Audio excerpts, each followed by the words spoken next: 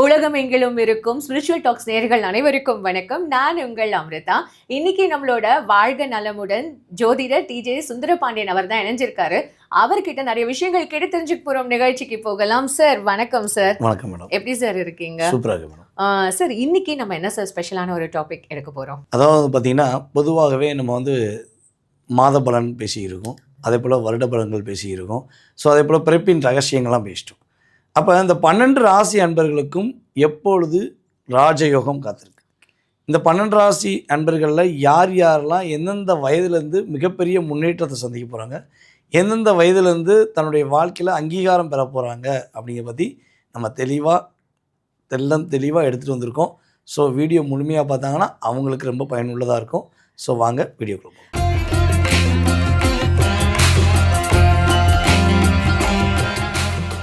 Sir, மிதுன ராசி எந்த வயதில் அவங்களுக்கு நல்ல மாற்றங்கள் இல்லை திருப்பங்கள் இல்லை ராஜயோகங்கள் ஏதாவது ஒரு நல்லது எனக்கு நடக்கும் அப்படின்ற மாதிரி இருக்குது சார்?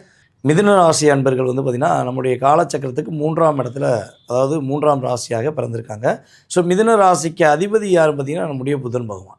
ஸோ மிதுன ராசியில் 3 நட்சத்திரங்கள் உண்டு. ஒன்று மிருகசீஷ நட்சத்திரம், அதுக்கடுத்து பார்த்திங்கன்னா நம்முடைய திருவாதிரை நட்சத்திரம், அதுக்கடுத்து புனர்பூஷ நட்சத்திரம். புனர்பூஷ நட்சத்திரம் பார்த்திங்கன்னா நம்முடைய மிதுன ராசியிலும் இருக்குது, அதே போல் பார்த்திங்கன்னா நம்முடைய கடகராசியிலும் உண்டு. ஸோ இந்த 3 நட்சத்திரங்களை கொண்ட, அதாவது செவ்வாய், ராகு, குரு, இந்த 3 அதிபதிகள், அதாவது இந்த நட்சத்திர அதிபதிகள் 3 அதிபதிகள்.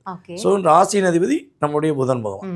ஸோ இப்படி அமைப்பு கொண்ட நம்முடைய மிதுன ராசிக்காரங்க கிட்டத்தட்ட லைஃப் ஸ்டைலில் ஒரு மிகப்பெரிய அங்கீகாரம், மிகப்பெரிய ஒரு அந்தஸ்தை பெறக்கூடிய வாய்ப்பு பார்த்திங்கன்னா குறைஞ்சது அவங்களுடைய லைஃப்பில் ஒரு 23 வயசுலேருந்து யோசிக்க ஆரம்பித்து அவங்க ஒரு அச்சீவ்மெண்ட் அடைகிறது 36 வயசில் அடைவாங்க சார். 36 வயசு சார். 23 ரொம்ப சந்தோஷப்பட்டேன் சார். ஏன்னா அந்த ஏஜ் தானே கரெக்டான ஏஜ் அப்படின்னு. ஆனால் 36 வயசில் செட்டில் ஆகுறதுன்றது 13 வருஷம். ஆமாம், 13 வருஷம் இவங்க என்ன பண்ணுறாங்கன்னே இவங்களை யோசித்து இவங்களுடைய செயல்பாடில் நிறையா சேஞ்சஸ் பண்ணி, ஏன்னா இவங்க கம்யூனிகேஷன் சம்மந்தப்பட்டவங்க, அதாவது 3ஆம் இடம் தான் நம்மளுடைய கம்யூனிகேஷன். அப்போ இவங்களுடைய ஒவ்வொரு விஷயங்களுமே மாற்றம் ஏற்பட்டுகிட்டே இருக்கும். கிட்டத்தட்ட ஒரு 3 வருடத்துக்கு ஒரு முறை இவங்க லைஃப் ஸ்டைலில் மாற்றம் ஏற்பட்டு அதுக்கப்புறம் தான் இவங்க ஒரு பெரிய ஒரு அந்தஸ்தையும் இவங்களுக்கான இவங்க யார், இவங்க திறமை என்னென்ன ப்ரூஃப் பண்ணக்கூடிய ஒரு அற்புதமான ஆற்றலுமே உறுதியாக கிரக ரீதியாக ஏற்படும். இதில் நம்ம செவ்வாய் நட்சத்திரமான மிருகசீஷத்தில் பிறந்தவங்க கிட்டத்தட்ட குரு திசை வந்த பிறகு தான் இவங்க லைஃப்பில் நிறைய பிரச்சனைகளை எதிர்கொள்வாங்க. குரு திசை வந்தால் யோகம்னு நம்ம நினச்சிக்கிறோம். ஆனால் இவங்களுக்கு புதன் அதிபதி, குரு பார்த்திங்கன்னா இவங்களுடைய 7ஆம் இடத்து அதிபதியாக வராரு. ஸோ குரு திசை வந்த பிறகு தான் இவங்க லைஃப்பில் நிறைய அனுபவ பாடங்களை கற்றுக்குருவாங்க. நம்ம கூட இத்தனை பேர் இருக்காங்க, ஸோ இவங்க யார் நம்மளை மிஸ்யூஸ் பண்ணுறாங்க, யாரெல்லாம் நம்மளை தேவைக்கு யூஸ் பண்ணிவிட்டு நம்மளை தேவையில்லைன்னு சொல்லி தூக்கி போட்டாங்கிறத குரு திசை வந்த பிறகு புரியக்கூடிய ஒரு காலகட்டமே வரும். ஸோ 26 வயதுலேருந்து நம்மளுடைய மிருகசீஷ நட்சத்திரக்காரர்கள் தன்னுடைய வாழ்க்கையில் ஒவ்வொன்றா அவாய்ட் பண்ணுவாங்க. இது தேவை, ஆமாம் இது தேவை, இது தேவை. ஆமாம், கரெக்டான ஏஜ் தான். ஆனால் ஸ்டாண்டர்டான நிலை 35க்கு அப்புறம் தான் வரும்.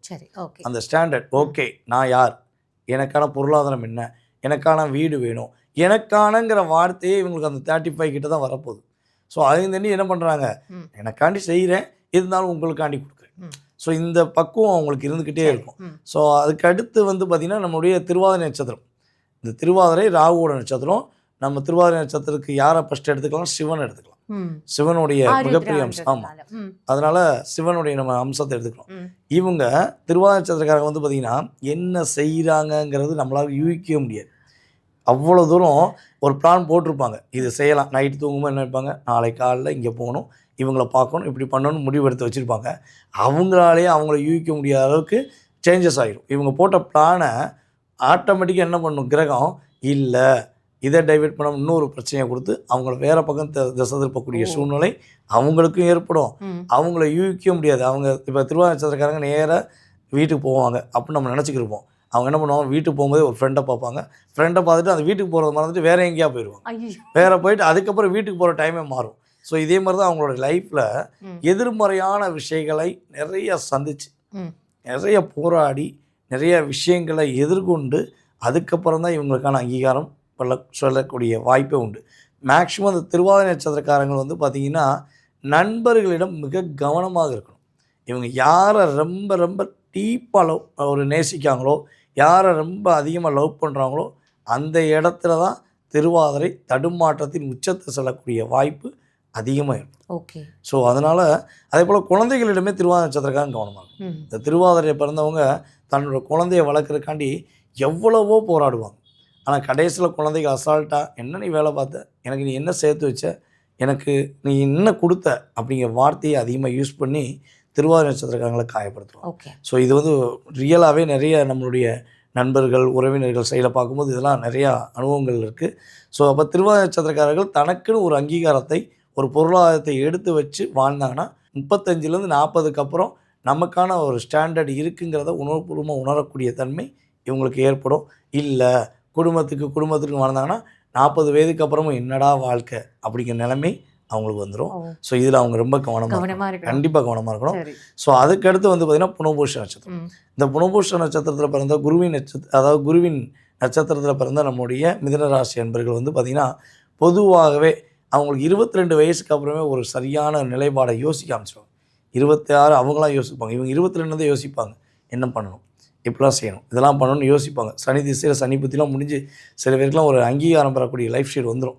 ஸோ இவங்க இந்த 22லேருந்து தன்னுடைய ஒவ்வொரு ஸ்டெப்பையும் கரெக்டாக கேட்ச் பண்ணி கொண்டு போயிட்டாங்கன்னா 33லேருந்து 35க்குள்ளே ஃபிக்ஸட் டெவலப்மெண்ட் அப்படிங்கிறது இவங்களுக்கு புதன் திசை வரும்போது இவங்க எதை பற்றியும் கவலைப்படாமல் லைஃப்பில் ஒரு அங்கீகாரம் பெறக்கூடிய அமைப்பு உறுதியாக உண்டுங்கிறத பார்க்குறோம். ஸோ இவங்களுடைய லக்னாதிபதியும் வலுவாக இருந்தால் 35க்கு அப்புறம் நம்முடைய புனர்பூச நட்சத்திரத்தில் பிறந்தவர்கள் கவலைப்படாத ஒரு வாழ்க்கை வாழ்வாங்கிறத எழுதி கொடுத்துடலாம். Super sir. இப்போது மிதுன ராசி வழிபட வேண்டிய தலங்கள் இல்லை அவங்களுக்கு பரிகாரங்கள்னு என்ன இருக்குது? பொதுவாகவே நம்மளுடைய மிதுன ராசி அன்பர்கள் வந்து பார்த்திங்கன்னா நரசிம்மர் வழிபாடு பண்ணுவது இவங்க லைஃப்பில் சூப்பராக இருக்கும்.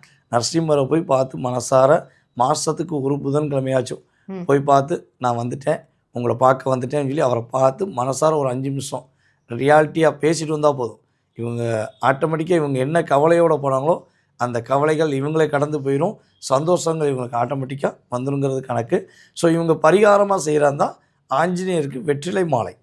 பொதுவாகவே ஆஞ்சநேயருக்கு 21 வெற்றிலை இவங்க வந்து இவங்க கையினால் கோர்த்து அல்லது இவங்க வீட்டுக்காரமாக அல்லது வீட்டில் உள்ளவங்க நபர்கள் மூலமாக இவங்க கையில் கோர்த்து வெற்றிலை வந்து காம்பில் மஞ்சள் நூல் கோர்க்கணும். கோர்த்து இவங்க போய் வழிபாடு செஞ்சாங்கன்னா இது பரிகாரமாக எடுத்து கொடுத்தாலும் சரி ஆட்டோமேட்டிக்காக இவங்கள் எண்ணங்கள் சிறப்படைந்து மிதுன ராசிக்காரர்கள் அற்புதமான மாற்றங்களையும் நல்ல ஒரு ராஜயோகத்தையும் சந்திக்கக்கூடிய வாய்ப்பு உறுதியாக உண்டு. சரி, இப்போ இந்த ராசிகளுக்கும் அந்த நட்சத்திரங்களுக்கும் ரொம்ப அழகாக நீங்கள் சொல்லிட்டீங்க. குறிப்பாக வந்து இந்த வயசுன்றதையும் வந்து குறிப்பிட்டு சொல்லியிருக்கீங்க. உண்மையாகவே அந்த வயசில் நீங்கள் சொன்ன அந்த பலன்கள் கண்டிப்பாக நடக்குமா, இல்லை ஏதாவது ஒரு விதிவிலக்கு இருக்குமா சார்? அதாவது பொதுவாக வந்து பார்த்திங்கன்னா நம்ம சொல்லக்கூடிய விஷயங்கள் ஒரு ராசியினுடைய அடிப்படையிலும் மற்றும் அந்த ராசியில் உள்ள 3 நட்சத்திரத்தின் அடிப்படையிலும் உள்ள செயல்பாடுகளை பொது பலனாக சொல்லியிருக்கோம். ஸோ இது நம்ம இப்போ ஒவ்வொரு நட்சத்திரத்துக்கும் ஒவ்வொரு வயது சொல்லியிருக்கோம், ஒவ்வொரு ராசிக்கும் ஒவ்வொரு வயது சொல்லியிருக்கோம் வச்சுக்கோங்களேன். ஸோ அந்த வயதில் தான் அவங்களுக்கு அந்த முன்னேற்றம் வருமானா அப்படி ஒரு வாய்ப்புங்கிறது ஒரு 60% கிடையாது, 30% தான் உண்டு. மீதி அவங்களுடைய லக்ன ரீதியாக லக்ன அதிபதியின் ரீதியாக தற்போது நடக்கும் தசாபுத்தி ரீதியாக அந்த தசா நாயகன் மற்றும் புத்திநாயகனுடைய செயல்பாடை வைத்து மட்டுமே உறுதியாக அவங்களுடைய லைஃப் ஸ்டைல் அங்கீகாரம். ஸோ ஆமாம், சுய ஜாதகத்தில் உள்ள கிரக அமைப்பை வச்சு தான் உறுதியாக எடுக்க முடியும். ஸோ இப்போ நம்ம சொன்ன அத்தனை விதிமுறைகளும் ஒரு ராசியின் அடிப்படையோ இல்லை நட்சத்திரத்தின் அடிப்படையோ 20லேருந்து 30% அவங்களுக்கு ஃபேவராக இருக்கும். அது கடந்து தான் அவங்க வருவாங்க. ஆனால் என்ன கொஞ்சம் முன்ன பின்ன அதனுடைய செயல்பாடுகளில் மாற்றம் இருக்கும். ஆமாம், கட்டாயம் முன்ன பின்ன இருக்கும். 30% அந்த லெவலை கடந்து தான் வரணும். மீதி 70% எதை உறுதி செய்யுது அப்படின்னா அவங்களுடைய சுய ஜாதகம் மட்டுமே உறுதி செய்யும். அந்த 70% வச்சு தான் அவங்களுடைய அத்தனை விதமான கேள்விகளுக்கும் அற்புதமான மாற்றங்களும் கவனமாக இருக்கக்கூடிய விஷயங்களும் என்ன பண்ண முடியும், செக் பண்ணி சொல்ல முடியும். ஸோ விருப்பப்படுறவங்க என்ன பண்ணலாம், கான்டாக்ட் பண்ணாங்கன்னா சொல்லி. அதாவது பொதுவாகவே வந்து பார்த்திங்கன்னா நம்ம வந்து இப்போ 12 ராசி 27 நட்சத்திரங்கள், இந்த 27 நட்சத்திரத்துக்குரிய செயல்பாடுகளை நம்ம தெளிவாக சொல்லியிருக்கோம். ஸோ இந்த செயல்பாடு அடிப்படையில் உங்கள் லைஃப்பில் ஏற்றமும் வரலாம், மிகப்பெரிய மாற்றமும் வரலாம், சில அன்பர்களுக்கு குழப்பமும் இருக்கலாம். சார் நீங்கள் சொன்ன இயரில் சொன்ன வருஷங்களில் எனக்கு நடந்துச்சு சார் அப்படின்னு சொல்லக்கூடிய அன்பர்கள் குறைஞ்சது எனக்கு ஒரு 60% உண்மையிலேயே கமெண்ட்ஸ் கொடுக்குங்க. ஸோ சில பேருக்கு நடக்கலை அப்படிங்கிறக்காண்டியும் சில பேர் வார்த்தைகளை சொல்கிறீங்க. ஸோ அப்போ அதுக்கு மிகப்பெரிய காரணம் உங்களுடைய சுய ஜாதகமே. அப்போ நம்ம சொன்ன வழிபாடு இது தான் மாறுமானா, வழிபாடு எப்பயுமே மாறாது. நம்ம சொன்ன வழிபாடை மனசார உள்ளுணர்வோடு நீங்கள் போய் வழிபாடு செஞ்சீங்கன்னா, உங்கள் லைஃப்பில் நீங்கள் எதிர்பார்க்குற லட்சியங்கள், எதிர்பார்க்குற செயல்பாடுகள் அந்த தெய்வத்துடைய ஆசீர்வாதம் மூலமாகவும், இந்த பிரபஞ்சத்துடைய சக்தியின் மூலமாகவும் உங்களுக்கு முழுமையாக கிடைக்கும். சரியா?